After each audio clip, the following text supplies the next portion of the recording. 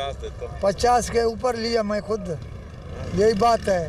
नहीं आप कितने के देते हो ये बताओ आखिरी। मेरे रेंज है तुम्हारे लिए 70 का। बकरे को देखो, क्या देगा? मैंने तो कहा मैं 50 दे रहा हूँ। 50 के ऊपर मेरे बाबा। चलो कितने ऊपर दे दूँ? चलो 70 का रखो, बिस्मिल्लाह करो, बच्चों को दो, लेके जाए। ईद उल अजहा में चंद घंटे बाकी मवेशी मंडियों में गहमा गहमी अरूज पर जानवरों की कीमतों पर बहस तकरार। वक्त का मुकाबला सख्त, किसी को मनपसंद जानवर मिल गया तो किसी की तलाश जारी। लाहौर, कराची, इस्लामाबाद समेत मुल्क भर की मवेशी मंडियों में खरीदो फरोख्त तेज। व्यापारियों और खरीदारों में भाव तगड़े, जानवर का रेट भी तगड़ा। शदीद गर्मी में कुर्बानी के जानवर की खरीदारी बड़ा इम्तिहान बन गया। बच्चे भी जानवरों की खरीदारी में पेश गाहकों का दाम ज्यादा होने का शिकवा, व्यापारियों की अखराजात की दुहाई।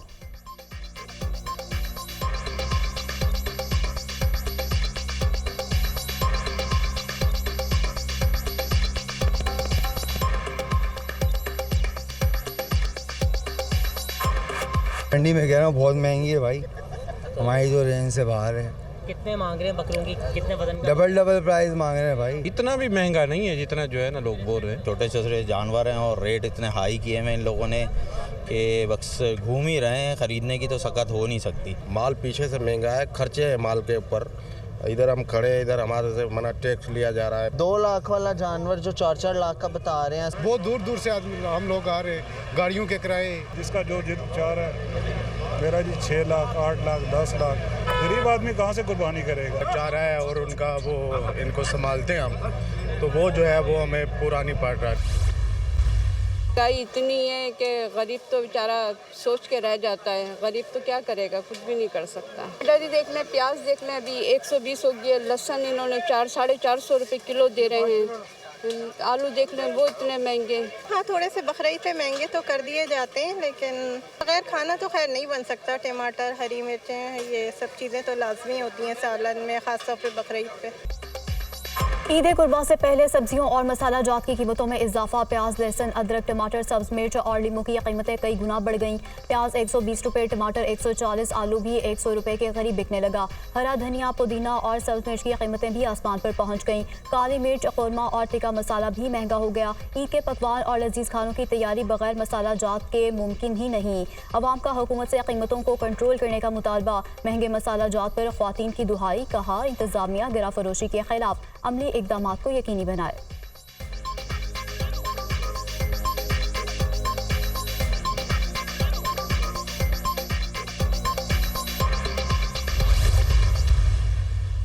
सऊदी अरब और मुत्तहिदा अरब अमारात समेत खलीजी ममालिक में आज ईद उल अज़हा मजहबी अकीदत और एहतराम के साथ मनाई जा रही है। मस्जिद उल हराम और मस्जिद नबी सल्लल्लाहु अलैहि वसल्लम में नमाज ईद के रूह परवर इज्तिमात।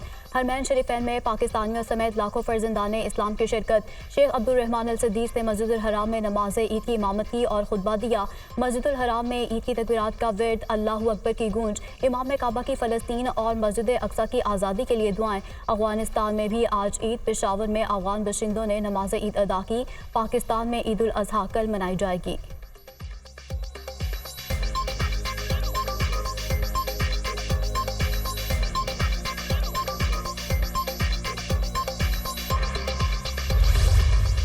मनासिक के हज की अदायगी का सिलसिला मुकम्मल। लाखों हुज्जाज कराम ने जमरात में बड़े शैतान को कंकरियां मारी। सुन्नत इब्राहिमी की अदायगी और सर मनवाने के बाद हुज्जाज कराम ने एहराम खोल दिए।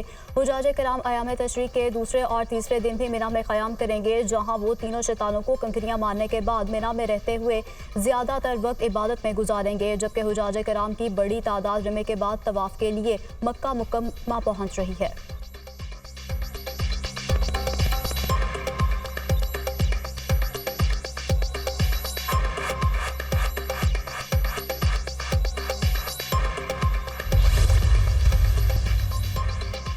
वज़ीर-ए-आज़म शहबाज शरीफ और तुर्क सदर रजब तैयब उर्दवान के दरमियान टेलीफोनिक रब्ता। दोनों रहनुमाओं ने एक दूसरे को ईद उल अज़हा की मुबारकबाद दी और नए ख्वाहिशात का इजहार किया। तिजारत, सरमायाकारी, दिफा और सियाहत समेत मुख्तलिफ शोबों में दो तरफा ताउन को मज़ीद मजबूत बनाने के आज़म का अयादा किया गया। खित्ते और आलमी अमन, इस्तेहकाम और खुशहाली को फ़रोग़ देने पर भी तबादला ख्याल किया। फ़लस्तीन की मौजूदा सूरत हाल पर शदीद तशवीश का इजहार किया।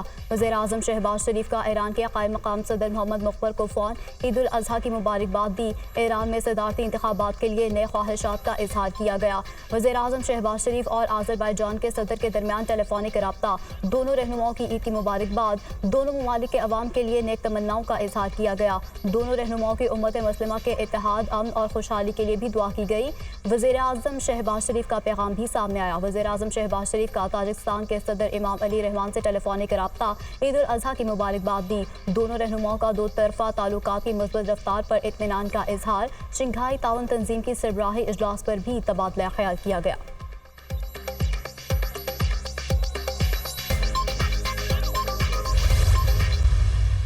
मैं मरियम नवाज शरीफ सिद्ध के दिल से हल्फ उठाती हूँ कि मैं खलूस नीयत से पाकिस्तान की हामी और वफादार रहूँगी। बहैसियत वज़ीर आला हुकूमत सूबा पंजाब, मैं अपने फ़राइज़ और कारहाय मनसबी ईमानदारी, अपनी इंतहाई सलाहियत और वफादारी के साथ इस्लामी जमहूरिया पाकिस्तान के दस्तूर और कानून के मुताबिक अंजाम दूँगी। पंजाब के बाद वज़ीर आला पंजाब मरियम नवाज की कारकर्दगी से खुश। मरियम नवाज की पंजाब में हुकूमत के 100 दिन पर अवामी तासुरात पर मुश्तमिल सर्वे रिपोर्ट जारी कर दी गई। Institute of public opinion research के अवामी सर्वे में मरियम नवाज की बतौर वज़ीर आला पंजाब 100 दिनों की कारकर्दगी को पेश किया गया। सर्वे में हिस्सा लेने वाले 55% अफराद ने पंजाब हुकूमत की कारकर्दगी को तसल्ली बख्श करार दे दिया। 60% का यकीन है कि गुज़श्ता 3 माह में मरियम नवाज की मकबूलियत में इजाफा हुआ है। 53% का ये मानना है कि हुकूमत पंजाब के अशिया खुरनोश की कीमतों में कमी के लिए किए गए इकदाम मौसर साबित हुए। 44% के मुताबिक रोटी की कीमत में कमी पंजाब हुकूमत का ऐसा इकदाम है। सोलर पैनल की फराहमी और मोबाइल हॉस्पिटल्स के मंसूबों को भी अवाम में पजीराई मिली। सर्वे में पंजाब की लीडरशिप को अवाम की जानिब से सराहा गया। मरियम नवाज शरीफ की कारकर्दगी को पंजाब के देही इलाकों में 40%, जबकि शहरी इलाकों में 62% आबादी ने सराहा।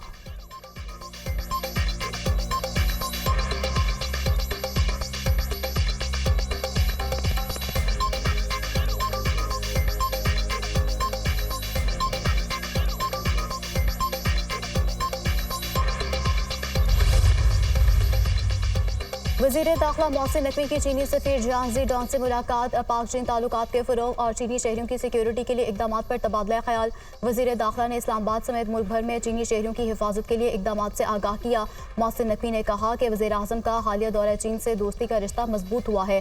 चीनी शहरियों की सिक्योरिटी के लिए जामे और मौसर SOPs बनाए हैं। कोशिश है कि किसी चीनी शहरी पर ज़रा सी भी आंच ना आए।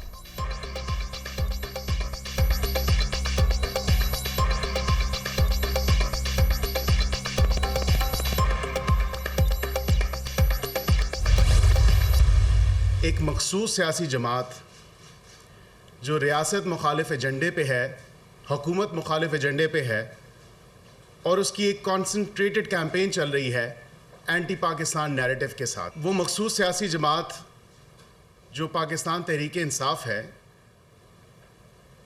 उस सियासी जमात ने तमाम तर हदें पार कर दी हैं। ये लॉबियस्ट हायर करते हैं, लेकिन इस दफ़ा तो तमाम तर हदें पार करके इन्होंने अमेरिका में कांग्रेसमैन और कांग्रेसवुमन को, उनके अरकान कांग्रेस को लॉबियस्ट फर्म और PR फर्म्स के ज़रिए हायर किया।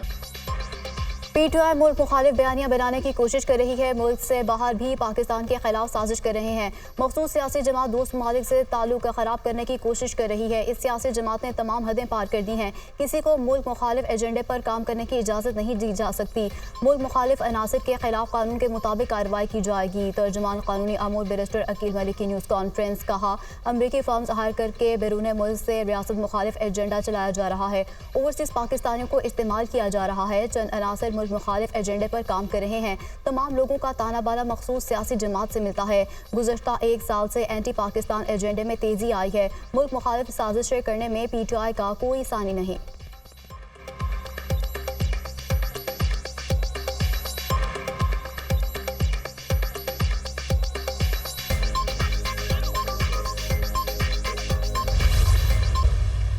गरीब आदमी को तो पहले ही फारिग कर दिया है।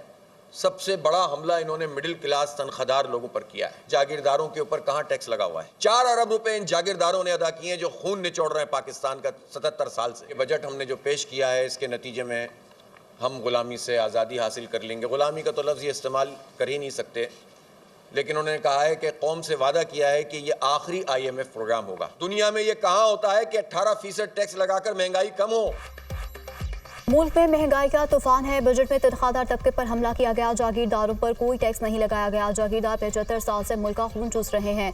मौजूदा बजट IMF का तैयार करदा है। दुनिया में कहाँ टैक्स लगाने से महंगाई कम होती है। अमीर जमात इस्लामी हाफिज नईमुर रहमान की प्रेस कॉन्फ्रेंस।